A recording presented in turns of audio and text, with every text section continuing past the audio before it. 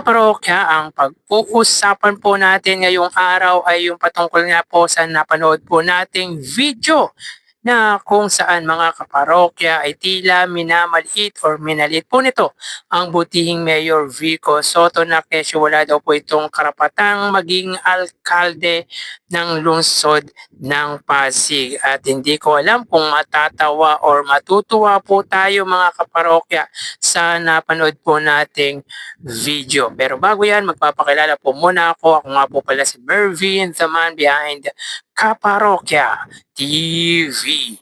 So yun nga po mga kaparokya, meron nga po tayong napanood sa TikTok na kung saan ang pangalan po nito ay si Boss Laipi na merong more than 400 followers. So paki-follow nga po ito mga kaparokya. At ito nga po ay yung bibigyan po natin ng reaction yung mga sinabi nito about kay Mayor Vico Soto. So panoorin po natin to mga kaparokya. Mayor Vico Soto. Makinig ka, Mayor Vico Soto. Sa totoo lang, wala kang karapatan na maging mayor. Bakit?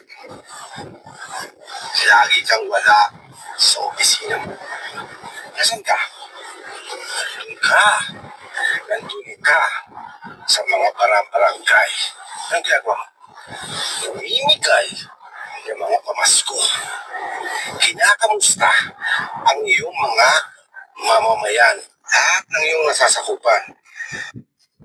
Yun nga po mga kaparokya ang isa sa maganda kay Mayor Vico Soto dahil from the very start, from the very beginning ay talagang nag-iikot-ikot na po ito sa bawat barangay ng lungsod po ng Pasig para malaman po nito mga kaparokya kung ano ang problema ng ng kanyang mamamayan, kung ano ang dapat baguhin at kung ano ang pwedeng gawing proyekto sa mga constituent or para sa kanyang mga constituent na makakatulong nga po sa kanila. Yan nga po ang isa sa pinaka sinasaluduhan po natin kay Mayor Vico Soto. Kumbaga yan po yung pinakahahangaan natin na ginagawa ng buting Mayor Vico Soto dahil consistent siya sa pag-iikot sa kanyang barangay na nasasakupan. Kumbaga mga kaparokya, very productive ang butihing Mayor Vico Soto at talagang makikita mo na dedicated niya po ito bilang isang public servant sa kanyang ginagawa. So tuloy po natin mga kaparokya. Iisip mo ang problema nila. Kahit mga loob-looban, mga silong-silong pinapasok mo. Di ba? Yun yung isa sa nakakatuwa kay Mayor Vico Soto mga kaparokya. Hindi siya maselan. Kumbaga walang kaarte-arte kahit alam naman po natin na laki sa marangyang buhay ang butihing Mayor Vico Soto. Pero daig pa po nito yung mga may hirap na masiselan. May masiselan kasi mga kaparokya na tao. Pero si Mayor Vico Soto kahit laki sa marangyang buhay ay hindi nakitaan ng pagkaselan. Kumbaga masasabi po natin mga kaparokya na cowboy, yung tipong kahit madumi yung lugar ay susuungin at papasukin nito, malaman lamang po nito yung problema ng kanyang nasasakupan, yung mga hinaing at yung pwedeng tulad nga po ng sinabi natin, gawan ng programa na makakatulong sa kanyang constituent. So tuloy natin mga kaparokya.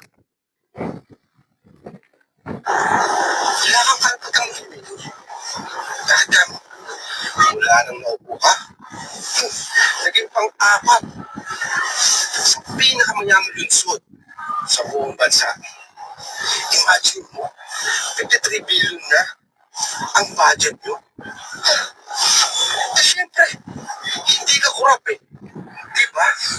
So, Opo mga kaparokya, I agree with him. Talagang pang-apat na nga po ang lungsod niya po ng Pasig sa pinakamayamang lungsod dito sa bansa. If I'm not mistaken, number 1 nga po ang Quezon City, pumapangalawa ang Makati, pumapangatlo ang Manila, and of course, ang Pasig City ang pumapang-apat. At take note mga kaparokya, ang lungsod po ng Pasig ang pinakamaliit na lungsod amongst top 4 cities. Kaya nakakatuwa ang improvement at talagang very progressive ng lungsod po ng Pasig buhat ng pamunuan niya po ito ng butihing Mayor Vico Soto. At tulad ng sinabi ng content creator na to, yan po ang nagagawa kapag hindi po corrupt ang isang leader tulad nga po ni Mayor Vico Soto. So talagang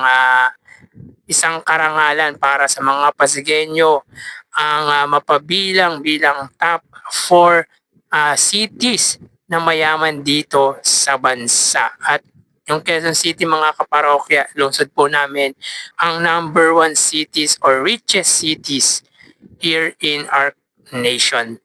So tuloy natin mga kaparokya. Wala kang karapatan maging mayor. Ano mo ba yun?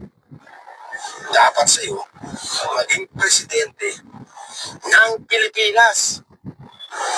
Makakagalit ka. Buboto kita.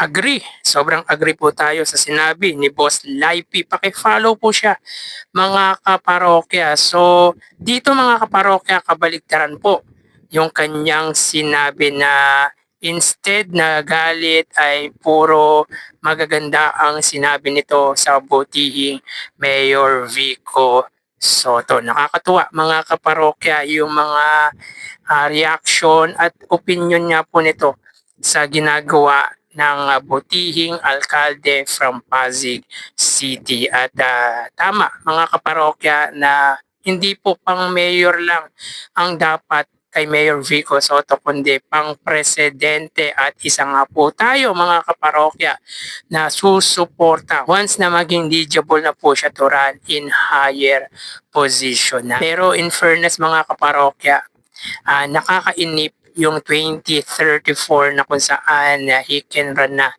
in a higher position dahil medyo matagal-tagal pa po ang 2034. Sana nga mga kaparokya ay 2028 ay pwede na po siyang tumakbo. Nga lang mga kaparokya, in the other hand ay mas okay na rin po na sa 2034 na po siya tumakbo bilang presidente, nang sa gayon ay mas mapag-aralan niya pa po yung mga problema ng ating bansa. Sa national government ay mapag-aralan niya pa po ng maayos. So tayo isa sa susuporta once na pwede na pong tumakbo ang butihing Mayor Vico Soto. At tulad ng sinabi po nito mga kaparokya, tanging ang butihing mayor lang po ang talagang alkalde or public servant na nag-iikot nga po sa kanyang barangay. Consistent to mga kaparokya, walang palya. Kung may palya man po mga kaparokya, siguro may emergency pinuntahan. Napaka-importante ng pinuntahan nito kapag wala po siya sa barangay.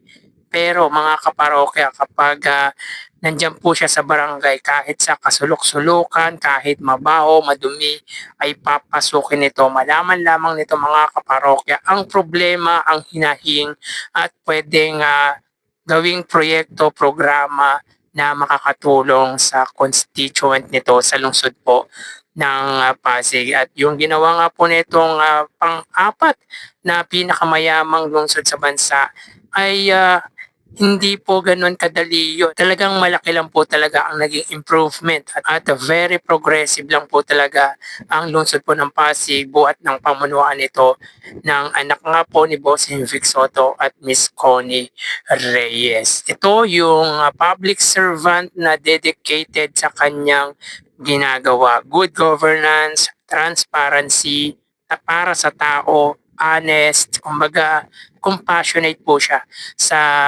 kanyang ginagawa at accomplish driven. Talagang goal oriented nga po ito sa kanyang ginagawa. At isa pa sa maganda dito kay Mayor Vico Soto ay God-fearing po siya pero hindi po siya takot na kalabanin ang korupsyon, hindi po siya takot na harapin ang mga taong hindi gumagawa ng kabutihan, ng katiwalian sa kanyang lungsod.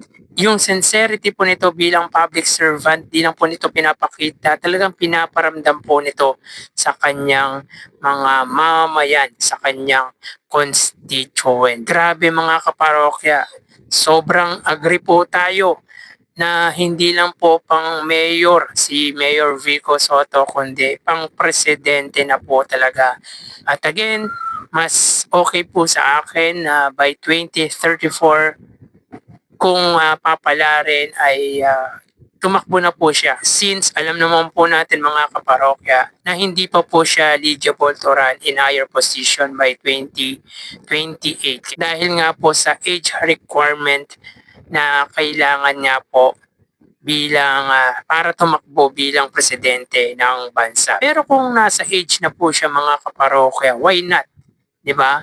Kahit sino naman po mga kaparokya ay gugustuhin maging presidente, yung tapat sa paglilingkod, yung hindi corrupt. Yan ang number one mga kaparokya, number one requirement ng mga voters, yung mga botante ay yung hindi corrupt. At alam naman po natin mga kaparokya na kinikilala ang buting Mayor Vico Soto, hindi lang po pang lokal kundi pang international. Yung good governance na ina-apply nga po nito ay kinikilala. Kaya nakakatuwa mga kaparokya na meron pa po tayong public servant na nakikita po nating magbibigay po ng pag-asa sa ating bayan.